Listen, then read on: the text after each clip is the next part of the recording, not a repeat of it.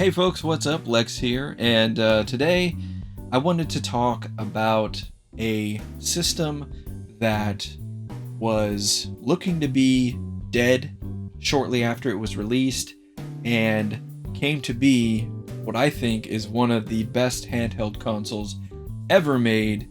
That console, that system, is the Nintendo 3DS. So the Nintendo 3DS came out in 2011, and my unique story is that I was working for GameStop at the time, so I was actually selling this thing, and I didn't know what the 3DS was supposed to be other than a DS that does 3D. There was confusion as to whether it was a regular Nintendo DS, the same power as that, with 3D capabilities, or if it was a more powerful console with 3D.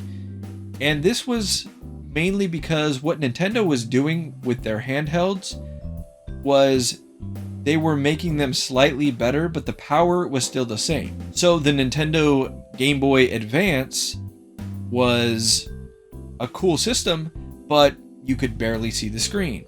And then they made the Game Boy Advance SP, which was a smaller form factor, and it had a backlight.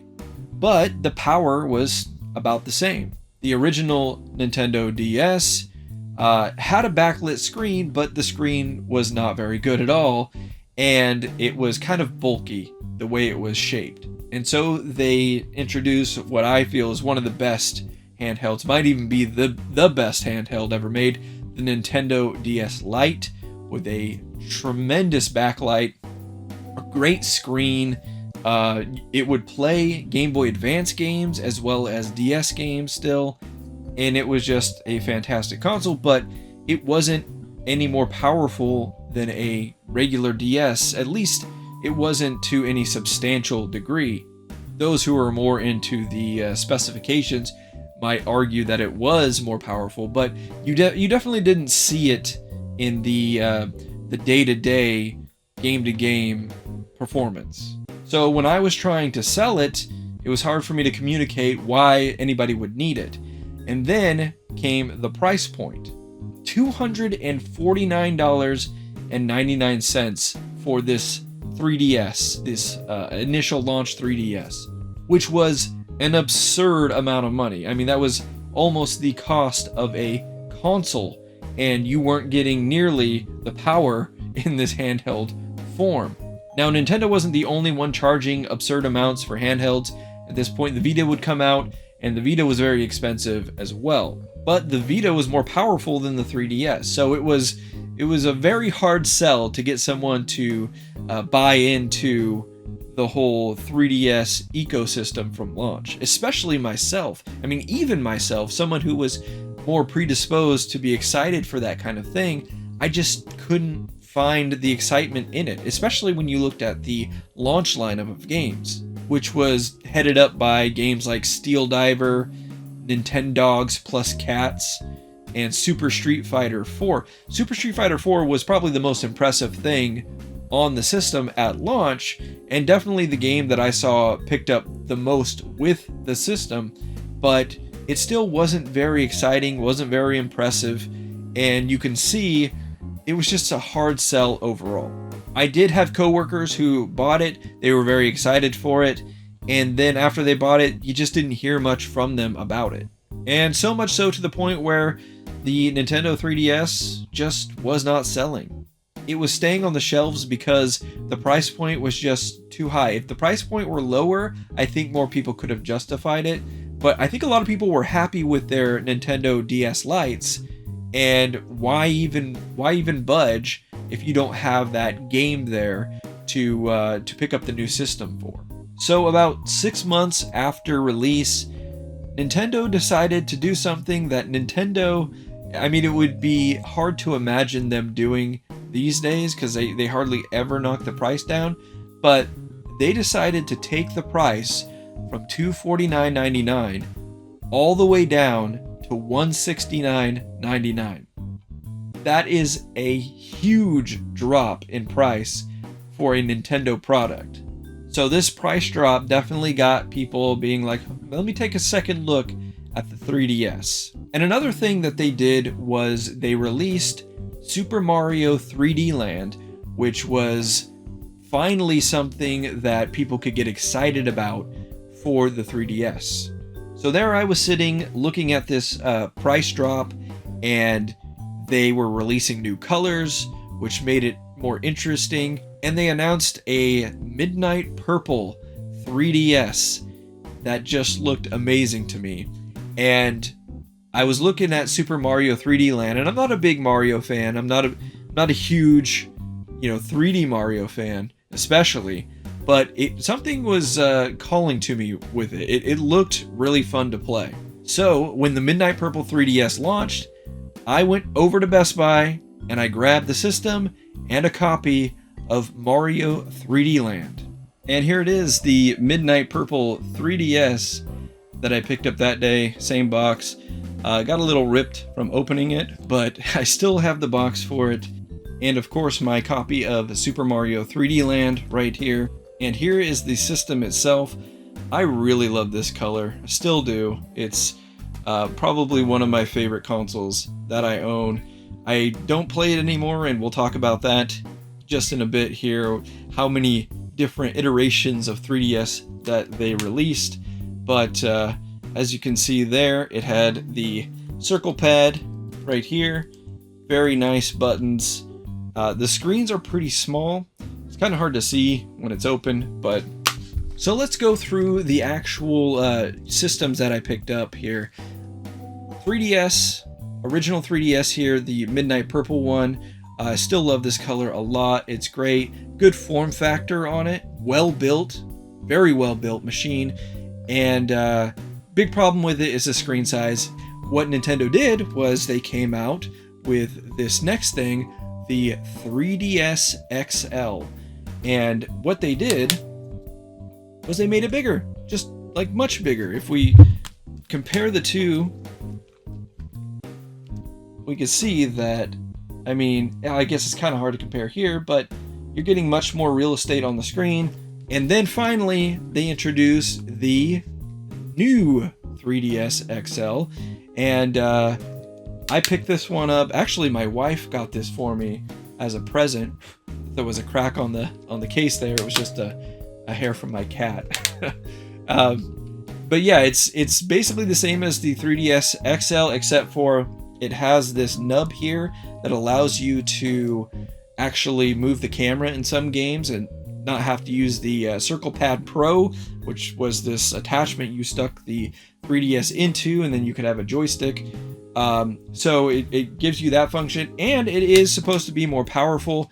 They actually came out with a few exclusive games for the 3DS, the new 3DS XL, including Xenoblade Chronicles, which I don't have. I didn't play until I picked it up on the Wii a little bit after this, and then we got the Switch Definitive Edition. But yeah, that didn't really pan out, I guess, because they didn't make too many exclusive new 3DS XL games.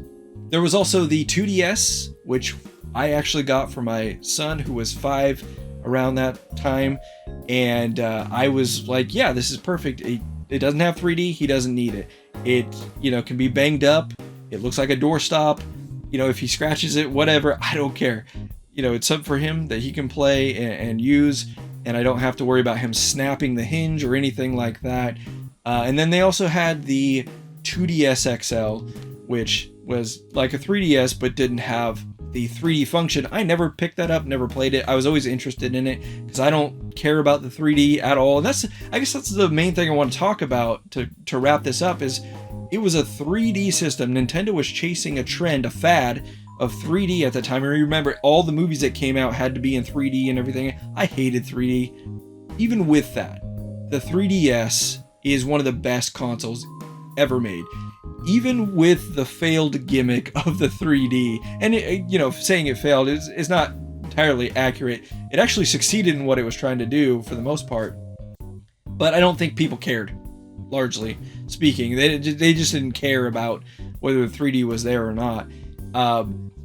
It's got one of the best libraries ever And most of that came out in a 2-year span between 2013 and 2015. Anyway, so now I had my 3DS in hand, and I loved Super Mario 3D Land.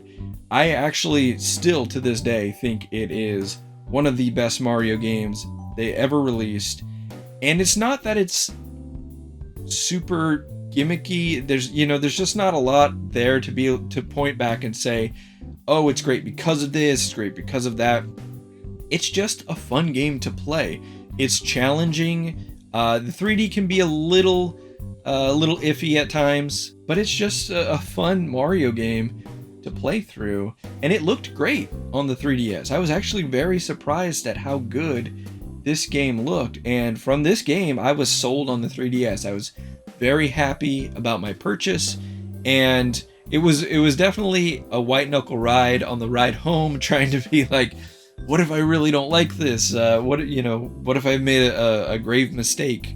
And I didn't have to wait too long before the support came rolling in for the 3DS. I mean, the launch lineup for the 3DS was pretty disappointing, but I don't think I was ready for what they had locked and loaded and ready to go, especially for the year 2013.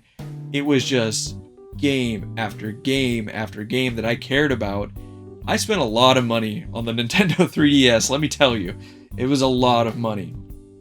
But I felt like I got my money's worth in the end. We got a ton of Nintendo quality titles on the 3DS, including games like A Link Between Worlds and Ocarina of Time 3D Remaster, which I think was a great showcase for the 3DS and the 3D function itself.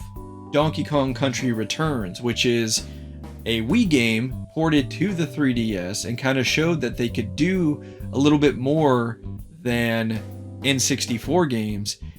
And the game itself is good. It's a very challenging game, but it's a very good Donkey Kong Country game. Animal Crossing New Leaf, which of course you look at what we have now for Animal Crossing on the Switch and it's far superior, but back then this game definitely hit the spot for Animal Crossing fans. And I know that I put a bunch of time into it, my wife put a bunch of time into it. It was just a very relaxing, chill game to have on a handheld. And especially because the Nintendo DS Animal Crossing Wild World, that was good, but it was performance-wise, it was very choppy. So it was nice to get something that performed a little bit better. Kirby Triple Deluxe and Planet Robobot. I am someone who loves Kirby, the character. Kirby has a special place in my gaming history. It was the first NES game that I ever bought, and I love Kirby, but definitely as you grow older, those games start to kind of lose their luster, and I definitely think that there are better games than others in the series, and these games on the 3DS were pretty good. I don't want to say they were the best in the series, but they were pretty good. Yoshi's New Island. Yoshi's Island is another game that has a very special place in my heart, and this really harkened back to that original Yoshi's Island game on the Super Nintendo, and I enjoyed it quite a bit. Another game that can be kind of challenging, Super Smash Bros. 3D, which for my channel was one of those games that I started really kind of diving over to the side of covering recent games, and had a giveaway, and that was like my most viewed video to that point. So it has a special place in my heart, but it was fun to set up matches on the 3DS and just see who would win. I'm not a big Smash Brothers player, and maybe this wasn't the best system to play Smash Brothers on, but I enjoyed it as a Nintendo fighting simulator of sorts, like Fire Pro. You can see my Fire Pro games there in the background. It kind of was that for me. Pokemon X and Y, specifically, those were the first Pokemon games I had played in a very long time. I was in on Pokemon when it first came out, Red and Blue, and I was a huge fan, and I kind of dropped off after Silver and Gold. So I came back to it with X and Y, and even though I don't love X and Y, they were special for that reason. Chibi Robo Ziplash, I'm just kidding. That was not a good game. That, unfortunately for us Chibi Robo fans, they completely missed the point of Chibi Robo entirely and came out with a platformer. I don't know what they were thinking with that one, but at least we got some pretty cool amiibo for it. But the significant development for me with the 3DS is that I used it as a platform to really dive into RPGs. And the first of those RPGs came out in October of 2012. This game right here, Bravely Default, and I even got the collector's edition. I wanted to go all in on it. I wanted to really kind of dive in and experience the, not only just an RPG, but RPGs in the sense of collecting, getting soundtracks and art books and whatever else comes with it, and having that tactile feel that not only are you getting something with incredible depth in the game, but you're getting something physically to have as a keepsake, as a reminder, just something that you can look at every once in a while and being like, yeah, that game was pretty cool. And I still haven't even opened the soundtrack yet for it. And the game itself is really a traditional Final Fantasy type game. It really feels like that. And this was the first, it wasn't the first JRPG I ever played or anything like that, but it was the first JRPG that I sunk a significant amount of time into, yet I still didn't beat it. I still have to go back and beat it someday. Maybe I'll go and get the remake or remaster, whatever you want to call it, they did for the Switch 2 and try to beat it then. I heard about the ending of the game and it really turned me off, and I thought, you know what, I'll just stop here while I have some very pleasant memories of it. But it is a really very foundationally good game. It's not very showy, it's not something that's going to wow you with the visuals or anything like that necessarily. The visuals are good for the 3DS and all that, but really the amazing part about this game is the combat and just how good the combat is on a foundational level. But the biggest thing for me was Nintendo was running this promotion where if you bought Fire Emblem Awakening and Shin Megami Tensei 4 and then registered them both, Nintendo would give you $30 in eShop credit to spend on whatever you wanted. So this was the perfect opportunity for me to try out both of those series because I never had before. I hadn't touched a Fire Emblem game before, and I hadn't touched Shin Megami Tensei game, whether it be Persona or mainline or spin-off before. So this was a great point for me to kind of dive into those, and so I did just that. I went and picked both of them up. Now, Shin Megami Tensei 4 is a game that I did not appreciate at the time, and a lot of it had to do with not having a great understanding of RPGs at that time. So I don't blame Shin Megami Tensei 4 for me not getting it. I just did not have the experience I probably needed with RPGs to really appreciate what it was doing. And I actually sold it, and that is one of my biggest regrets, was selling Shin Megami Tensei 4, because it was a collector's edition as well. That's how it came. I don't think you could get it any other way at that point. But it was a really cool collector's edition, and I love the art style of Shin Megami Tensei 4. I go back and forth on Persona. There are Personas I really like and Personas I don't really like. But Shin Megami Tensei 4, I really liked the art style of it and the setting and the premise. I just did not understand the combat and what I was supposed to do and how to do it. And I just didn't have the patience, I guess, to learn how to get involved in that. And to this day, that is one of the reasons why I don't sell my games anymore. I don't care if I buy a game and I'm disappointed by it or whatever. I don't care if I bought a game at $70 and I just didn't like it that much because I bought it because, my friends were saying it was great and just didn't click with me. I'm not going to sell it. I'm going to keep it. For, you know, if anything, it's going to be a reminder to me not to buy games I'm not sure about for that price anyway. And so Shin Megami Tensei 4 was, it was a lesson for me. I think I would like it a lot more if I were able to give it a chance now, so I do plan on picking it up again at some point. But the game that I really did click with, and it became my favorite 3DS game, is this right here, Fire Emblem Awakening. This is an incredible game. And to that point, someone who had never played Fire Emblem before, I played this and clicked with it and loved it, and I've played every Fire Emblem since this came out, and I've played a lot of the Fire Emblems before this came out, and nothing tops this for me. This is, in my opinion, from what I've played, the best Fire Emblem game ever made. What clicked with me was just the combat, the strategy, and yeah, there are a lot of tactical RPGs, strategy RPGs, whatever you want to call them. There's a lot of them out there, right? It's not just that it's a tactical game. It's that with permadeath, and I'm one of those people who think you should play with permadeath always. With permadeath, it gives weight to the decisions that you make in this game. Do you want to send in your archer to this area here, knowing that if they miss one time, there's a good chance they're going to get completely demolished, but if they hit, then they're going to take out everybody that you need them to take out and gain the experience from it and get even stronger.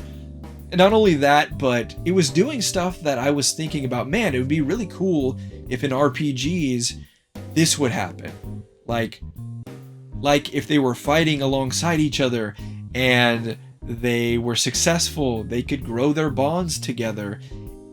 And Fire Emblem Awakening took that a step further and said, if you build up their supports, there's a chance they could have a kid together, and you could use that kid later in the game. And it just absolutely mind-blowing stuff for me stepping into this genre. The story itself, I'm not going to say it's anything great. You know, there's definitely not a top 10 story for me or anything like that, but it was a cool time travel story that really supported the gameplay mechanics, or maybe the gameplay mechanics supported the story. I don't know which came first, but it was just a revelation for me. Fire Emblem Awakening just absolutely blew my mind. It was a religious experience, and from that moment forward, I had to play every Fire Emblem game that came out, and I did. The next Fire Emblem games to come out were these two right here, Birthright and Conquest, and I like these games. I like them more than probably a lot of other people like these games, but I will say, it's not as good as Awakening, and I understand some of the criticism, and I agree with some of the criticism. I still think they're fun games to play. They really started doing a thing with these games where they started bringing more enemies from off screen, and they started making it so that the bosses had multiple health bars to go through, and it started to feel a little cheesy towards the end game in Conquest and Birthright and forward. So in that sense, I was a little turned off, but I really liked the fact that we got essentially two Fire Emblem games, and you had the choice to play from either side. That was a very cool concept, and it just gave us more Fire Emblem to play, so I was cool with that. And for the final Fire Emblem I'm going to talk about in this video, we got Fire Emblem Echoes Shadows of Valentia. And I'm going to say something that's a little crazy. This is my second favorite Fire Emblem, and it's got one big thing that I don't like about it, and that's the grind of it. Once you reach the later stages of this game, you have to, basically, let me explain it this way. You control two different groups in this game. There are two main characters, and you're controlling them back and forth. So you go back and forth in the story between these two groups. You're building these two groups out, separately, to eventually come together. And you have a power ranking, and you have to get that power ranking up to a certain point, and it can be pretty frustrating. One of the cool things that they added to this game is that you could explore dungeons in 3D and get into fights that way, and there's a lot of cool things that are just happening in this game. And I love the story of splitting the main characters and experiencing one timeline between two groups to come together. It's just a really unique thing. It's a remake of Fire Emblem 2, if I'm not mistaken, and it's really just a unique game that I know some people missed out on or didn't know about or whatever, but if you're into Fire Emblem and you haven't played it, definitely check it out. Some of the other games I want to mention, kind of like an honorable mention thing. I won't spend too much time on these games, but Tomodachi Life is a very weird game, but it's hilarious, and I'm actually looking forward to the next game that's coming out on Switch very soon. It's just insanity. I don't know if the person who created this game was or is in their right mind, but it creates some of the funniest moments in gaming that I've ever seen. You basically make a bunch of people that you know, and it's almost like this surreal, real world television show kind of thing where a bunch of weird stuff happens to them. And I mentioned that it's weird. It's just, it's very strange. And it's nice to have some strangeness in gaming from time to time. Mario and Luigi Dream Team, when I got my 3DS XL, that was a game that I picked up with it. And while the gameplay is kind of whatever to me, the humor in the game, it definitely hits. It's a very funny game, and the combat and the story are fine. You know, they're fine. It's a good game.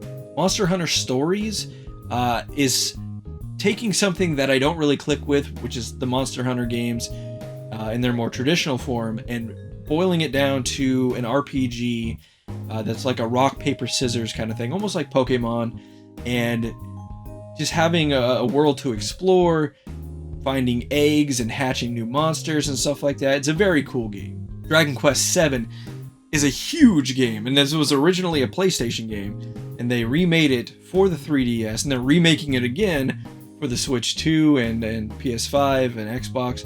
But man, Dragon Quest VII, it's a long one. It's like Stephen King's The Stand. It's just, it goes on and on and on and on. So you have to have some endurance to play through it all, but it is it's a very charming game, as most Dragon Quest games are. Fantasy Life, which I mentioned in my last video that I wasn't a huge fan of this Fantasy Life. I'm a big fan of the one that just released last year, but it's still a cool game. I think if I would have picked it up when it first released, I would have liked it a lot more. Adventure Time. Hey Ice King, why'd you steal our garbage? One of the most unique names of all time. This is actually a Zelda 2 clone using Adventure Time characters, and it's pretty well done. It's not the deepest game in the world, but if you can pick it up for cheap, it's actually a pretty fun game to play through. And the final game I want to mention is Coldcept Revolt, which Coldcept is a game that I feel like a lot of people don't know about. It's essentially Magic the Gathering meets Monopoly. You're on a game board, you get cards, you place these cards down on the spots that you land on, and these cards that you place down are monsters or things like that. If the opponent lands on that space, they have to decide if they want to pay money to just keep going, just keep walking, or they can challenge the monster on that space with any of the cards that they have in their hand at that moment in time. So these games that play out, each game that plays out is a pretty long affair, and you're not guaranteed to win, so it can be a time waster in that sense. You know how long Monopoly games could go? Several hours, right? These aren't quite that long, but the concept here in Coldcept Revolt is just awesome. I like board games, I like dice, and it brings that sense of randomness along with strategy that just really speaks to me. And I picked it up on a whim. I didn't really know much about Coldcept other than like Coldcept Saga on the 360, but I thought, you know what, let's give it a try. Glad I did, because it is one of my favorite games on the 3DS. Let me know in the comments, did you pick up a 3DS on launch? Did you wait a little bit? Did you just not pick it up at all?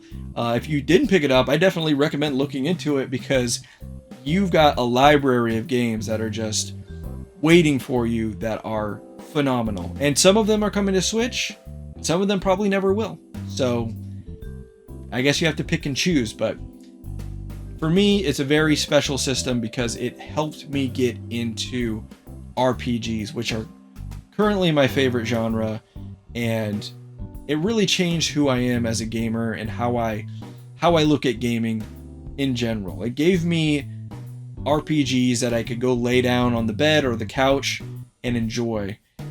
But that's going to do it for me. Until next time, this is Lex, signing off.